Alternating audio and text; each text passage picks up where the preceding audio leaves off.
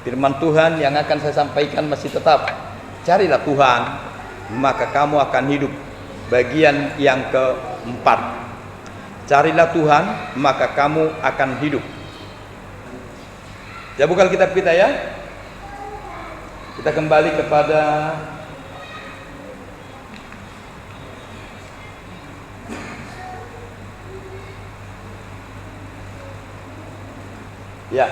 Amos pasal 5 ayat yang keempat. Kembali dalam ayat kunci dalam khotbah saya selama 1 bulan ini. Kita baca bersama-sama 3-2 ya. Sebab beginilah firman Tuhan kepada kaum Israel, carilah aku, maka kamu akan hidup. Carilah aku, kata Tuhan, maka kamu akan hidup. Kita coba perhatikan statement atau perenungan, pemikiran kita pada saat siang ini di khotbah yang keempat ini. Sama-sama kita baca 3-2 ya. Mencari Tuhan berarti mencari hidup. Apakah mencari hidup berarti sudah mencari Tuhan? Kalau kita mencari Tuhan berarti mencari hidup. Tetapi kalau orang mencari hidup, apakah sudah otomatis dia mencari Tuhan?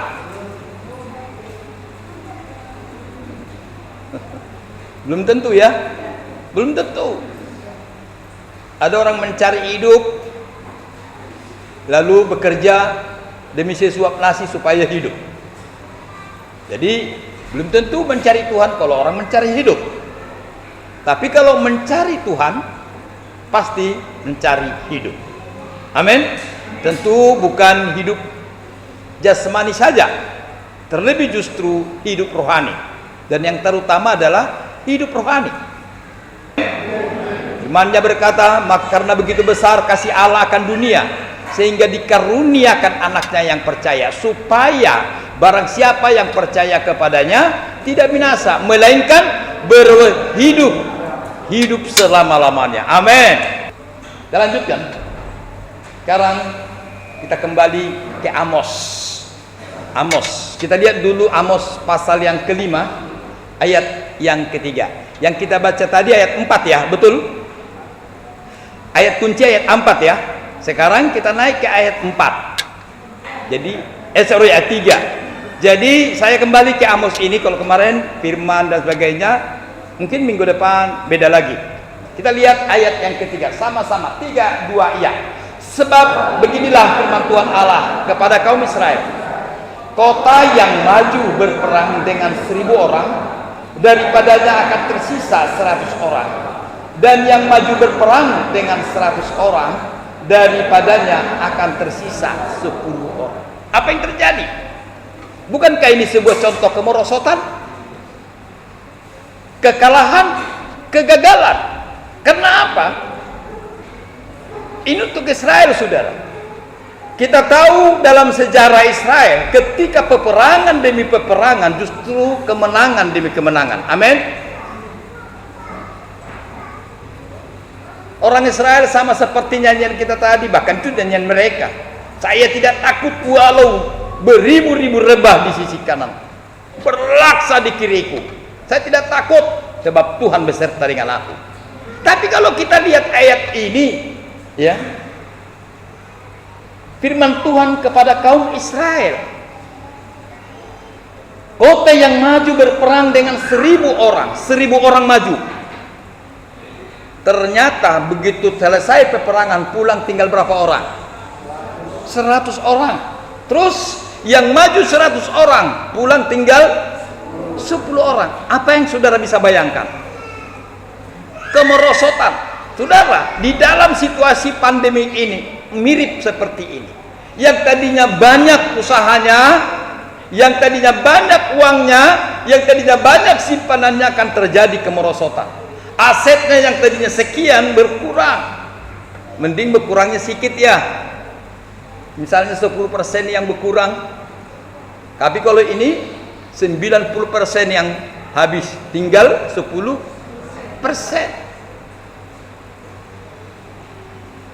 Kalau tadinya 10 anaknya mati satu, ya sudahlah masih ada 9 lagi anakku katanya. Lah kalau ini yang mati berapa? 9 tinggal satu. Kira-kira bisa bayangkan tangisnya seorang ibu yang melahirkan? Kemerosotan. Coba ingat dulu, kita renungkan sebentar, renungkan. Ya, ini saya tidak bikin animasi. Renungkan kemenangan-kemenangan yang dialami Israel. Simpson seorang diri mengalahkan Filistin. Saudara tahu ya? Yang walaupun tujuan dia berperang bukan demi kerajaan Allah, iya kan? Tapi demi cinta. Demi cinta. Ya benar ya? Demi cinta ya? Demi cinta. Maka dia bisa kalahkan 300 orang.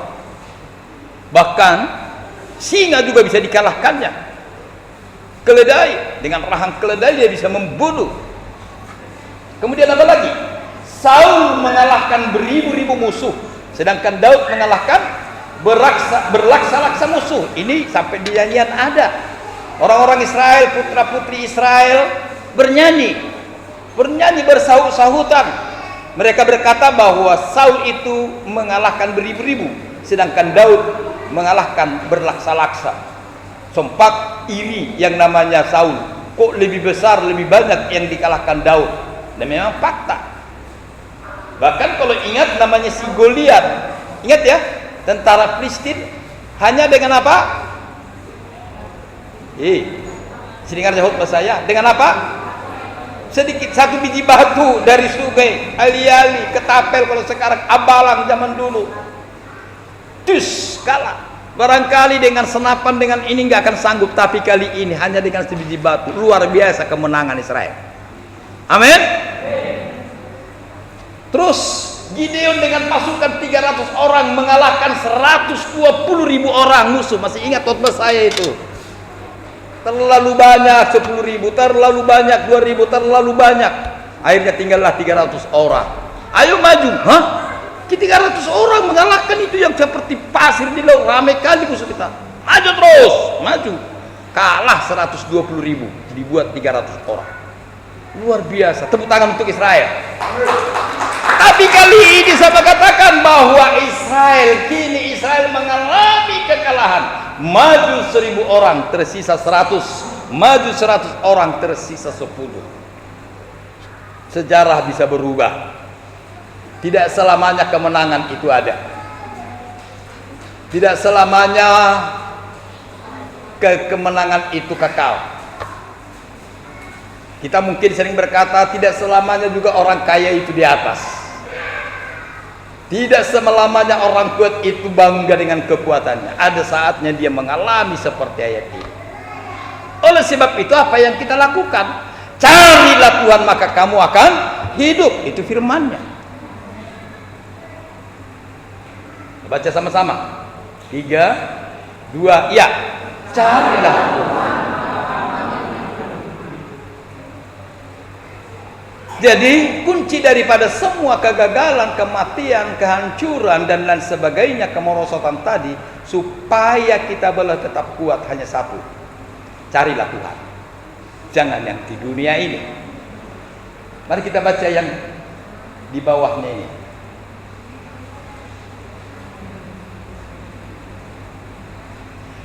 Tiga dua ya. Janji Tuhan bagi orang yang bersungguh-sungguh mencari Tuhan. Kalau tadi dikatakan hidup, tapi kita akan lihat apa yang dimaksud dengan hidup itu. Kelanjutannya apa yang dimaksud dengan hidup itu? Apakah sekedar hidup? Atau setengah hidup? Atau pura-pura? Tapi kita akan lihat penjelasan firman Tuhan hari ini tentang orang yang mencari Tuhan, kamu akan hidup. Yang pertama,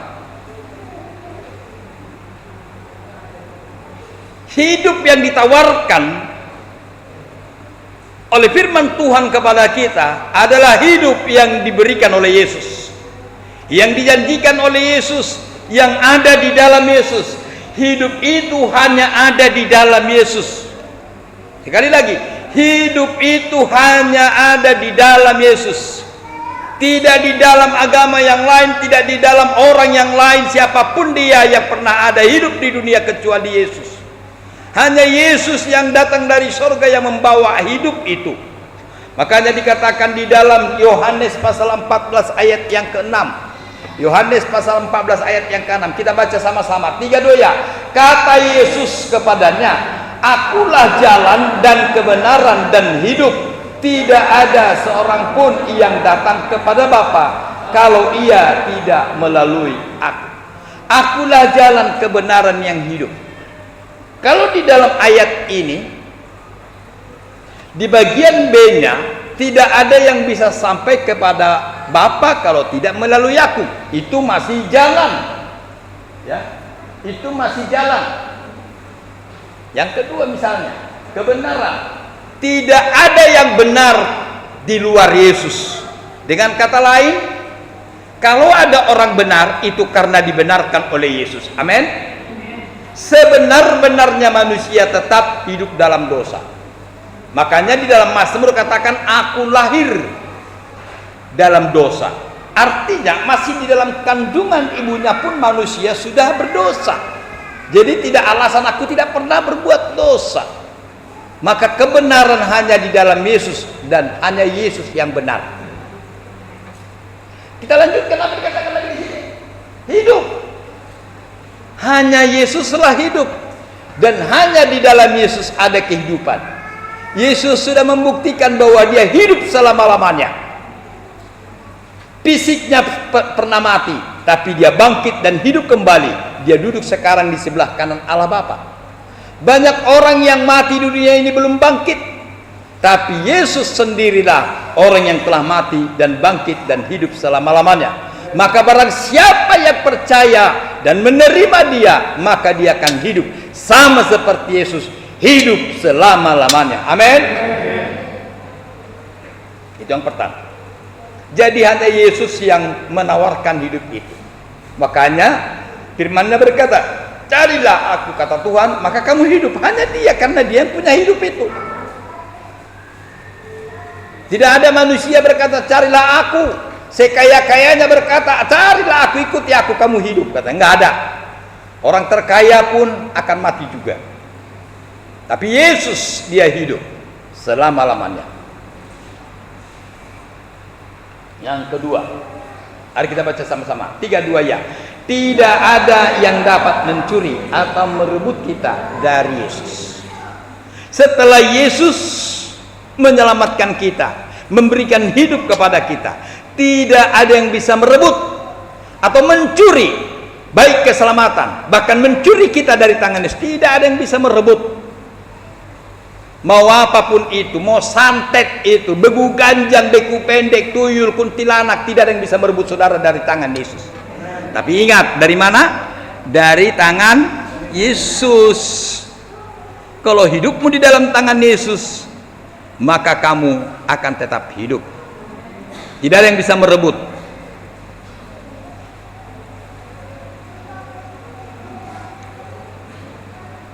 Kita lanjutkan. Di dalam Yohanes pasal yang 10 ayat 10 dan ayat yang ke-28-nya. Yohanes tadi pasal 6-nya lewat terus. Sedikit, kira-kira 3 lembar lagi atau 4 lembar lagi. Udah ya? Yohanes pasal 10 ayat 10 dan ayat yang ke-28.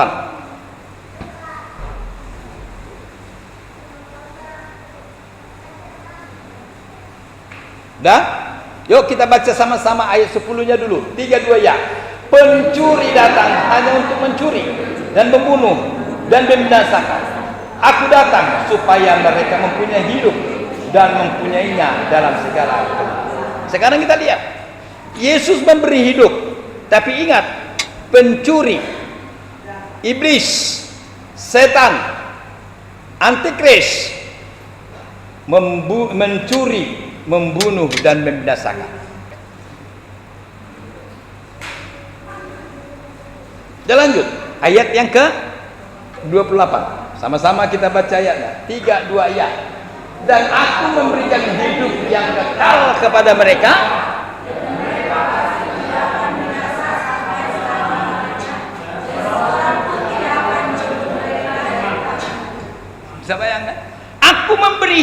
yang kekal kepada orang yang mencari aku, yang percaya kepada aku, kata Tuhan. Dan janjinya mereka pasti tidak akan binasa selama-lamanya. Nggak binasa selama-lamanya. Artinya gini, kalaupun besok kita mati, dalam artian fisik kitanya yang mati, tapi roh kita kembali kepada Tuhan untuk hidup bersama dengan Bapa di surga. Amin. Itu yang pertama. Kemudian apa lagi? Dan mereka pasti itu artinya apa? Yes, ya di atas iya. Iya kan? Jaminan yang kuat dan teguh, pasti. Itu kata Tuhan. Kalau manusia, kata manusia pasti belum tentu, ya kan? Pasti menang si anu katanya di dalam pilkada. Alah, belum tentu juga. Kita sudah pasti menang katanya. Berubah juga. Tapi kalau Yesus sudah berkata pasti, ya pasti jadi. Pasti apa, saudara? Tidak akan binasa sampai selama-lamanya, dan seorang pun tidak akan merebut mereka dari tanganku, katanya. My life in Jesus hand. Hidupku ada di dalam tangan Tuhan. Tidak ada satupun yang bisa mencuri dari tangan Tuhan. Amin. Bayangin hidupmu di bawah kepak sayap Tuhan, seperti seekor induk ayam yang melindungi anak-anaknya. Burung elang, burung apa lagi yang menyambar itu tidak akan sanggup. Lebih bagus mati induknya asal bisa menyelamatkan anak-anak yang dibawa kepak sayapnya. Demikianlah Tuhan Yesus menaungimu, melindungimu di bawah kepak sayapnya. Yesus telah mati demi saudara dan saya untuk menyelamatkan kita semua. Oleh sebab itu benarlah firman Tuhan ini berkata, tidak ada yang bisa merebut mereka dari tanganku, dari tangan Tuhan. Saudara, pernahkah saudara melihat anak-anak memegang mainan? Ketika ada anak-anak yang lain merebut, waduh, sampai nangis mempertahankan mainannya. Bayangin anak-anak aja juga mau, waduh, sampai rusak mainannya demi mempertahankan mainan. Itu masih anak-anak. Bapak-bapak, orang tua sampai siap ke pengadilan untuk mempertahankan haknya. Amin. Apalagi lah Yesus Kristus mau di kursi pengadilan manapun, dia akan mempertahankan saudara dan saya. Amin. Dia akan menjadi saksinya, dia akan mempertahankan kita. Oleh sebab itu saudaraku, bersyukurlah Anda ada di dalam tangan Yesus. Saya bersetua buka tanganmu. Bayangkan itu tangan Tuhan yang berlubang paku. Terima kasih Tuhan, aku sekarang ada di dalam tanganmu. Coba bahasa Inggrisnya lebih keren sedikit ya. My life in Jesus hand. Coba dulu sama-sama, 3, 2 ya. My life in Jesus. Iya. Waduh, udah pintar kan bahasa Inggris. Padahal roh Allah sekabebe itu.